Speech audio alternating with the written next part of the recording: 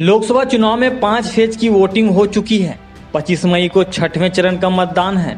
दिल्ली की भी 7 लोकसभा सीटों पर इस चरण में वोटिंग होगी। इसे लेकर सभी पार्टियां जोर आजमाइश में जुटी हैं। इसी बीच दिल्ली बीजेपी अध्यक्ष वीरेंद्र सचदेवा ने एक न्यूज चैनल से खास बातचीत में कहा कि दिल्ली सरकार अगर सांसदों के कार्यों में मदद करती तो यहाँ का स्वरूप और भी बेहतर होता।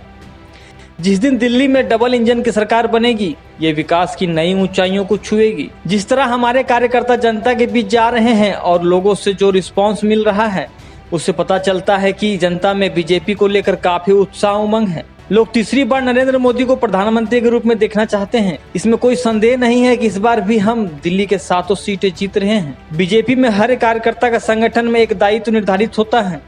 यह स्थायी तो नहीं है कि आप अमुक पद के लिए ही बने हैं। हमारे यहाँ संगठन प्रत्येक कार्यकर्ता का काम निर्धारित करता है। संगठन ने जो पहले काम तय किया था उसका उन्होंने 10 सालों तक निर्वहन किया।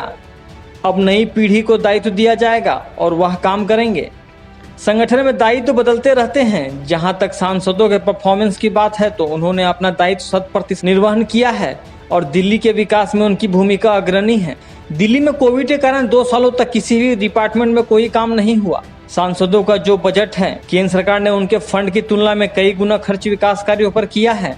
Eastern western peripheral road, Delhi Dehradun expressway, Delhi Mumbai expressway, Dwarka expressway का हाल ही में प्रधानमंत्री उद्घाटन किया था। वसंत कुंज से गुड़गांव तक टनल का निर्माण, प्रगति मैदान टनल का निर्माण भी केंद्र सरकार की देन है। भारत मंडपम का निर्माण, द्वारका के यशोभूमि, अंबेडकर स्टेडियम का निर्माण, ये सभी काम दिल्ली वालों की सहूलियत के लिए ही केंद्र सरकार ने कराए हैं। हर सांसद ने अपने अपने क्षेत्र में काफी काम किया है। दिल्ली सरकार अगर सांसदों के कार्यों में मदद करती तो दिल्ली का स्वरूप और भी बेहतर होता। जिस दिन दिल्ली में डबल इंजन की सरकार बनेगी, दिल्ली विकास की नई ऊंचाइयों को छुएगी।